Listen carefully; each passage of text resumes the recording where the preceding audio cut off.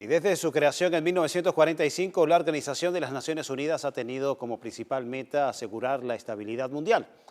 Han pasado ya 79 años desde entonces y los líderes de todos los países se reúnen en Nueva York bajo el contexto de un planeta cada vez más caótico y al borde de una potencial guerra atómica sin precedentes. Un escenario que nos lleva a la siguiente pregunta. ¿Las Naciones Unidas ha cumplido su principal objetivo? ¿Se encuentra en terapia intensiva para su recuperación o ya está muerta? Para responder a estas preguntas, a estas interrogantes, tenemos en el estudio a nuestro compañero Alejandro Díaz Bonet y su sección En Detalle para, en este tiempo, poder acercarnos a las respuestas de estas dos interrogantes que hemos planteado. Bienvenido. Gracias, Carlos. Así es. Buenas noches para ti, también buenas noches para toda nuestra audiencia. Bienvenidos a la sección En Detalle. En los últimos 3 años de la sección En Detalle, siempre que llega esta época, nos toca desarrollar el detrimento de las Naciones Unidas, recordando cómo desde hace décadas ha existido un discurso con intenciones de reformar la ONU, pero que finalmente nunca sucede. Este año la situación es ligeramente distinta. Una guerra total parece casi que inevitable y el organismo internacional para dirimir estas disputas no ha servido desde hace 2 años principalmente para encontrar un camino hacia la paz.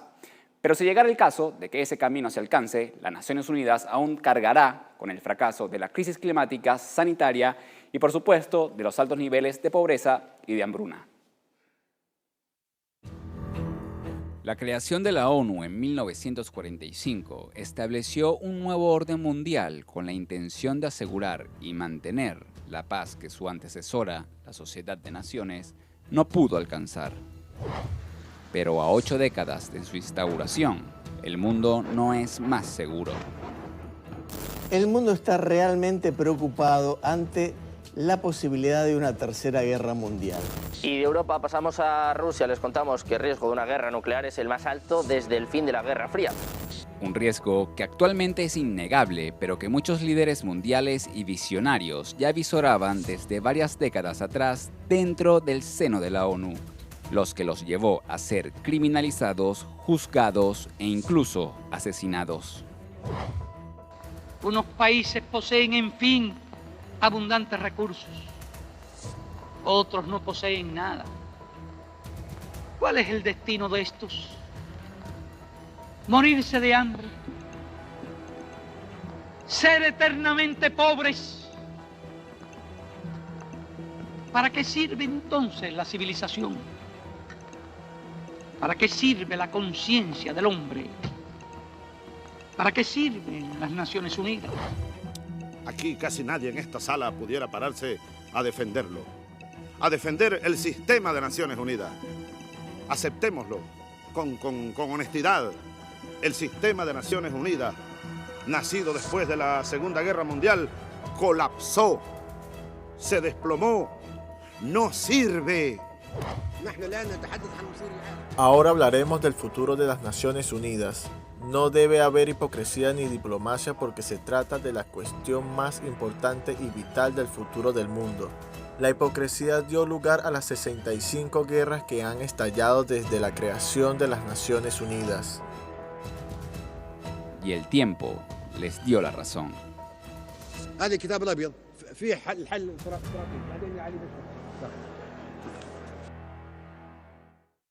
La ONU es un instrumento de dominación por parte de Occidente desde 1945. La escalada en Oriente Medio de 2024, provocada por el sionismo israelí contra Irán, Líbano y Palestina, tiene como principal responsable el fracaso de las Naciones Unidas para mediar conflictos.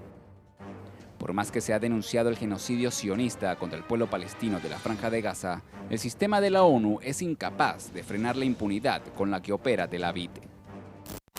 Estados Unidos volvió a vetar este martes por tercera vez una resolución del Consejo de Seguridad de la ONU sobre un alto el fuego inmediato de la guerra en Gaza. Una realidad que se ha visto reflejada en cada acción terrorista de Israel, incluyendo cuando atacó el 1 de abril de 2024 el consulado iraní en Siria, violando la Convención de Viena. A bombazo limpio y diciendo que he sido yo, esto sería causa de guerra. Y desde luego de unas sanciones, si la ONU funcionara y el Consejo de Seguridad funcionara, claro, de unas sanciones contra el país agresor tremendas. Pero nada de esto va a pasar. La pandemia del COVID-19 mostró otra de las costuras del sistema de dominación que promueven las potencias occidentales utilizando a la ONU como mecanismo. En medio de las muertes, los contagios masivos y el desespero de la humanidad, la vacuna contra el virus fue utilizada como una mercancía política y no un bien para el mundo. Y vamos a hablar del coronavirus y de la posición que ha tomado el primer mundo, acaparando buena parte, podríamos decir, José, de las vacunas de los laboratorios privados, de las que tienen mejor prensa o mejor publicidad. Se dan casos abusivos, por ejemplo, como el de Canadá, que se aseguró 9 dosis por cada habitante. Enfrentar la crisis climática ha sido otro fracaso de las Naciones Unidas. Desafortunadamente, estas tendencias negativas en los patrones climáticos pueden continuar hasta 2060 independientemente de nuestro éxito en la mitigación del cambio climático. Una crisis en cadena que enfrenta el mundo desde 1945 y que sistemáticamente se ha incrementado en los últimos años bajo la inacción de las Naciones Unidas y con la promoción del llamado eje occidental. Bien, uno de los grandes obstáculos que presenta el sistema de las Naciones Unidas es una estructura o es su estructura burocrática donde la mayoría de los países son sometidos a los intereses económicos de una minoría de naciones.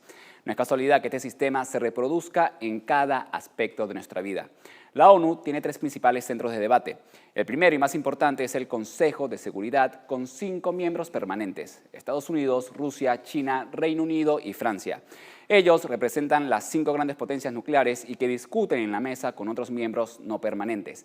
En este espacio, en tiempos recientes, Washington ha vetado hasta 3 resoluciones para poner fin al conflicto en Oriente Medio.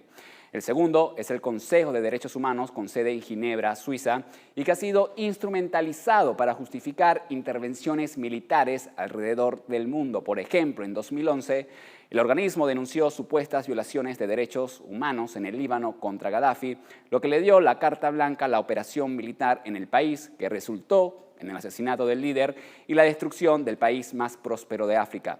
El tercero es la Asamblea General, donde los representantes permanentes de las 193 naciones discuten sobre las soluciones a los conflictos mundiales. Sin embargo, desde este espacio han rechazado las sanciones a Cuba desde 1992, pero Estados Unidos ignora este llamado unánime y sigue con el cerco económico a la isla caribeña. También la Asamblea General ha exigido a Israel un cese al fuego en Palestina y continúa masacrando al pueblo indefenso. Y la apertura de la 79ª Asamblea ha sido parte de esto, donde se exige el rechazo al genocidio que comete Israel. Hay que ver qué sucede con esto. Otro elemento que demuestra el carácter burocrático del organismo y cómo es utilizado sistemáticamente para el beneficio de las potencias económicas es el financiamiento que recibe. Aparte de los 3 centros de debates de las Naciones Unidas anteriormente mencionadas, este organismo ha creado varias agencias para resolver problemas específicos. En este caso nos vamos a enfocar especialmente en 3.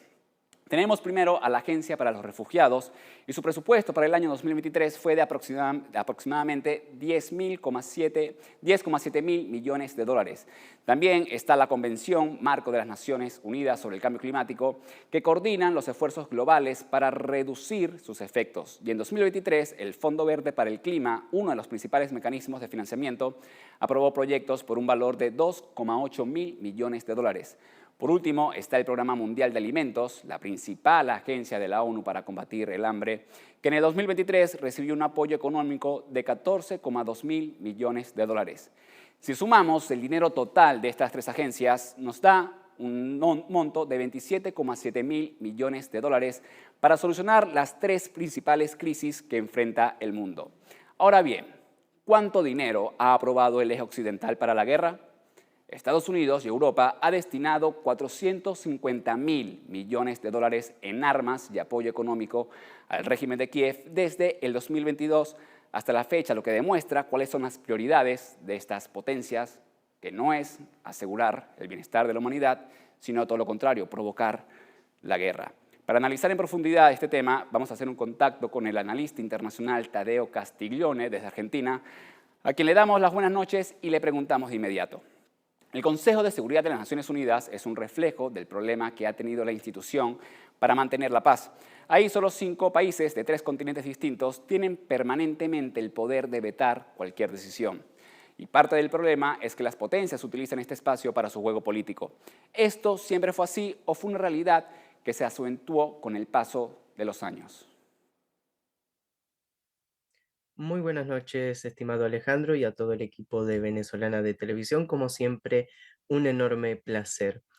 Sobre lo que estabas mencionando sobre el rol del Consejo de Seguridad de Naciones Unidas, sobre esta desigualdad que hay entre los miembros permanentes de Naciones Unidas y los miembros del Consejo de Seguridad de la ONU, hay que recalcar que la organización cumplía un rol importante después de la Segunda Guerra Mundial, en la época de la posguerra, en los cuales la nueva estructura mundial se trataba de mantener una especie de equilibrio, una especie de orden entre las potencias campeonas de alguna u otra manera del conflicto.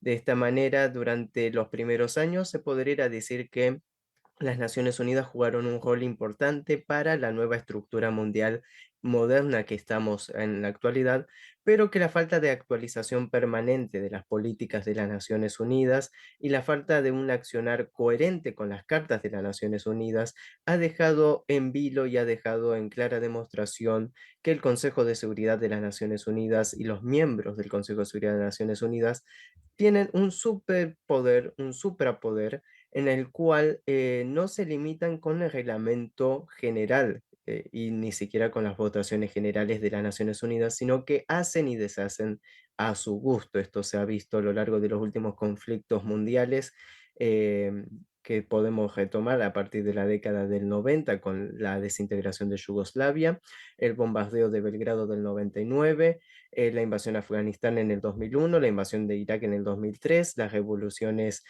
mal llamadas de la primavera árabe, la intervención en Libia. Todo esto han sido graves abusos que se han permitido el Consejo de Seguridad de las Naciones Unidas, por lo cual podemos entender que con el evolucionar del tiempo y con las nuevas tecnologías y las nuevas acomodo internacional geopolítico, la actualidad del Consejo de Seguridad ha sido más eh, en contra que a favor de los intereses de los pueblos. Y esto es algo grave y algo que se tiene que discutir con urgencia porque estamos hablando de que es el mismo Consejo de Seguridad que también está tolerando por Estados Unidos principalmente el genocidio en la Franja de Gaza, los ataques ahora contra el Líbano y todo esto lo único que hace es reflejar que no van a haber cambios posibles mientras se mantenga esta estructura actual del Consejo de Seguridad con este poder del veto en los cuales más allá de que todo el mundo esté a favor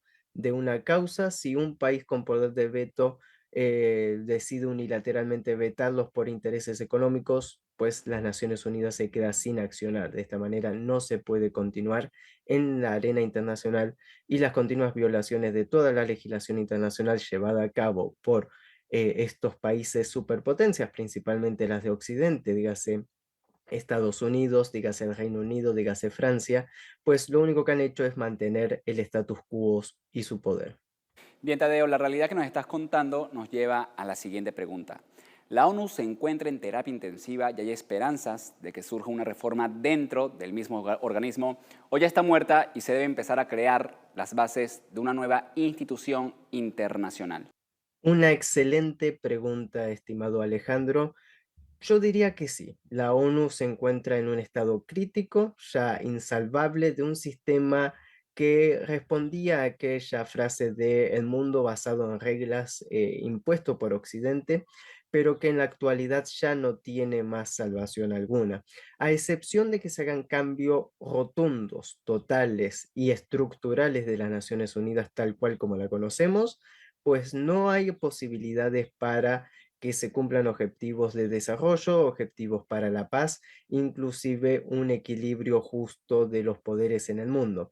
Lamentablemente, las Naciones Unidas, lo hemos visto a lo largo de este último año, la inacción total en los conflictos internacionales, su falta de poder, incluso su falta de cooperación y estructuras para llevar a cabo y cumplir las resoluciones que la misma Naciones Unidas se dicta, ya sea incluso la de descolonización, por ejemplo, el enclave colonial que tenemos en el Atlántico Sur de las Islas Malvinas, tomadas por el Reino Unido, en los cuales todos los años Naciones Unidas vota para que se descolonice, que el Reino Unido entre en diálogo con la Argentina para recuperar el territorio, pero esto no se lleva a cabo. Entonces, si no hay un cambio total, es muy difícil que Naciones Unidas se recupere. Pero esto lo ha entendido muy bien el sur global, la emergencia del mundo multipolar, que está creando estructuras supranacionales, nuevas estructuras internacionales con reglas verdaderamente claras en los cuales se apoya la soberanía nacional y la autodeterminación de los pueblos. Por eso es importante prestar atención a la evolución del BRICS. La cumbre de Kazán en Rusia en el mes de octubre creo que va a ser clave y vital para darle impulso a estas nuevas estructuras mundiales, lo que se ha visto con la Organización de Cooperación de Shanghái, con la Organización del Tratado de Seguridad Colectiva, son todas organizaciones que demuestran que hay un mundo más grande que el que generalmente hablamos y que existen estructuras mucho más eficaces que las mismas que plantea Naciones Unidas. Por eso hay que prestar atención a la evolución de los acontecimientos y saber que si las Naciones Unidas continúa con un rol mediocre en la arena internacional, pues bueno, ya están en pleno desarrollo nuevas estructuras internacionales para reemplazar todo esto, pero como siempre decimos, estos acontecimientos, estas evoluciones lamentablemente llevan un proceso, un tiempo, en los cuales estamos viendo prácticamente historia viva en la actualidad. Por lo cual creo que es sumamente necesario prestar atención, escuchar los discursos incluso de la Asamblea General de Naciones Unidas y ver las estructuras contemporáneas que también se están creando para dar mayor voz y mayor fuerza al nuevo mundo que está surgiendo, el mundo multipolar. Muchísimas gracias, Tadeo Castiglione, analista internacional, por estar con nosotros esta noche y darnos sus reflexiones sobre la situación que está atravesando las Naciones Unidas, en donde se muestra incapaz de mantener la estabilidad mundial. Un escenario que desde hace décadas alertaban distintos líderes mundiales y que hoy es una realidad innegable, tan innegable que hasta voceros de las élites conservadoras como Emmanuel Macron o Javier Milei reconocen el despropósito actual de las Naciones Unidas en la resolución de los problemas. Con esto le ponemos el detalle al contexto. Buenas noches, lo vemos contigo, Carlos. Muchísimas gracias, Alejandro, y al segmento En Detalle por revisar esta información de este tema, que como ya lo decíamos al comienzo, al menos desde hace 2 décadas viene concitando un movimiento global, mundial, de distintos líderes que están exigiendo, de distintos signos políticos, la reforma, cambios sustanciales en el funcionamiento de las Naciones Unidas para que este instrumento que se dio a la humanidad después de la Segunda Guerra Mundial responda a las condiciones y a la actualidad del mundo, que está en un proceso de transición hacia la multipolaridad. Dicho esto, corresponde hacer nuestra primera pausa, no se aparte. En minutos estamos de vuelta con más del Mundo en Contexto.